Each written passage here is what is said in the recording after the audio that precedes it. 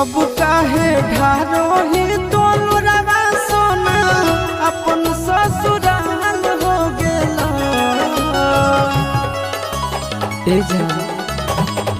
अब काहे ढारो ही तोलुरवा सोना अपन ससुराल हो गेला। बोल के कर दोष दियोगे करे जहवा से नुरवे जीव के काल हो गेला।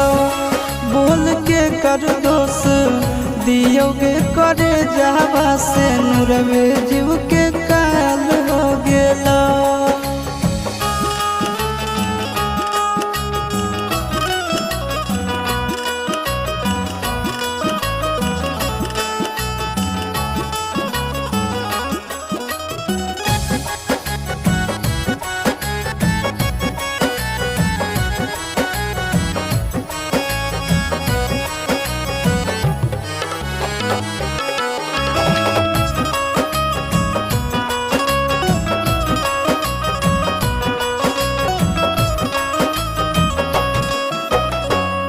एक औरी घरवा बसलौ एक औरी जरल भागिया। एक औरी फुलवा बरसौ एक औरी लगलौ आगिया। एक औरी घरवा बसलौ एक औरी जरल भागिया। एक औरी फुलवा बरसौ एक औरी लगलौ आगिया। अपने होलौ तोर परिवार यारबे हलाल हो गेला। बोल के कर दोष दियोगे करे जहवा से नुरवे जीव के काल हो गेला। बोल के कर दोष दियोगे करे जहवा से नुरवे जीव के काल हो गेला।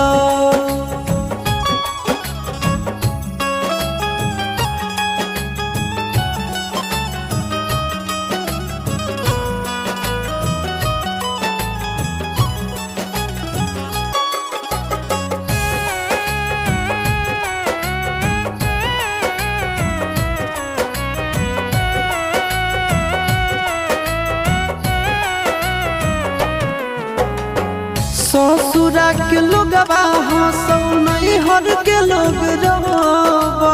जिंदगी भर के बोझा देले बोले कैसे ढोबो। ससुरा के लोगवा हंसौ नैहर के लोगवा रोबो। जिंदगी भर के बोझा देले बोले कैसे ढोबो। आशीष के छतिया पर धर दे नीलतिया तोर त गोरे लाल हो गेला। बोल के कर दोष दियोगे करे जहवा से नुरवे जीव के काल हो गेला। बोल के कर दोष दियोगे करे जहवा से नुरवे जीव के काल हो गेला।